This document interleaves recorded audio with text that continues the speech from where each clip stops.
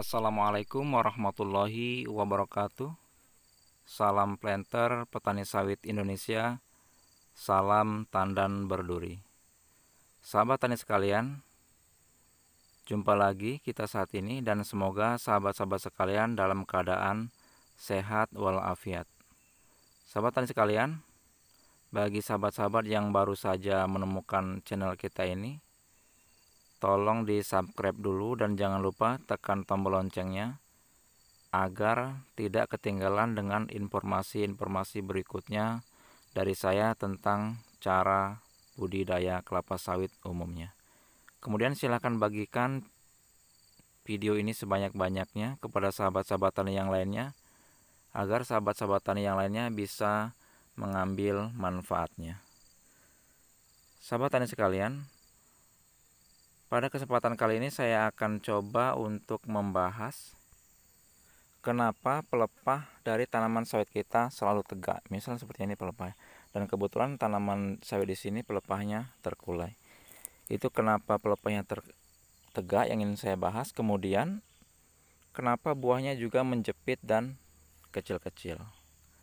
Dan faktor yang mempengaruhi ini semua, sahabat sawit sekalian, ini tolong disimak ya, itu adalah dari kekurangan unsur nitrogen tanaman sawit kita. Jadi tanaman sawit itu bisa terkulai seperti ini ya, bisa membuka dan terkulai, itu karena banyaknya kita memberikan unsur nitrogen. Dan unsur nitrogen ini didapatkan dari pupuk urea atau pupuk ZA, yang pada akhirnya nanti sahabat manfaatnya ya, ketika pelepah ini membuka seperti ini, maka tandan buah sawit ini tentu tidak menjadi terjepit. Dan karena ini tidak terjepit buahnya, maka buah ini bisa membesar dan akhirnya meningkatkan dari berat rata-rata dari janjang sawit kita ini ya. Jadi BJR-nya akan meningkat. Itu manfaatnya ya. Kemudian dapat juga kita ketahui bahwa ciri-ciri dari tanaman sawit kita yang kekurangan unsur urea ini, kalau didodos pelepahnya ini itu keras gitu ya. Didodos itu sering mental dan biasanya keras. Dan kalau banyak mengandung unsur urea ini biasanya itu unsur gabusnya ini banyak. Jadi didodos itu lunak. Dan kepada sahabat tani sekalian ya, jangan sampai nanti kita menyalahkan tukang panen karena apalagi saat yang masih kecil ya, jadi mengambil buah langsung mengambil pelepahnya. Ya, kenapa tukang panen itu mengambil pelepahnya? Karena pelepahnya ini berdiri, yang akhirnya keras, buah ini lebih susah untuk dicuri gitu ya. Jadi terpaksa diambil pelepahnya karena faktor daripada kekurangan unsur nitrogen dari tanaman sawit kita. Kemudian mungkin sahabat tani bisa mengatakan bahwa saya sudah sering memupuk urea gitu ya, tapi kok pelepahnya masih tegak gitu, masih tegak dan menutup yang akhirnya BJR-nya ini, yang akhirnya tandan buahnya ini terjepit.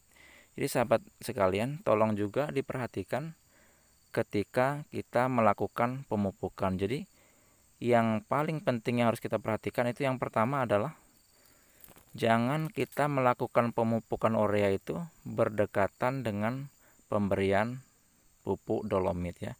Itu harus dijarakkan. Makanya kalau untuk lebih memahami tentang urutan pemupukan, silahkan lihat video saya yang lain ya, yang di situ membahas tentang urutan pemupukan kelapa sawit. Jadi jarak minimal itu dari pemberian dolomit itu, atau kita memberikan kisrit kemudian kita memberikan urea, itu adalah 2 bulan. Karena apa? Kalau berdekatan, apalagi berbarengan antara kita memberikan urea dengan dolomit, maka nanti efeknya itu ureanya ini ya, nitrogen itu banyak yang menguap percuma gitu ya, menjadi amoniak yang menguap ke udara. Itu yang pertama, kesalahan yang pertama. Kemudian kesalahan yang kedua adalah kita melakukan pemupukan ini di saat kemarau panjang. Jadi di saat kemarau panjang kita memberikan unsur urea pun nanti akan banyak yang menguap. Atau kita memberikan urea ini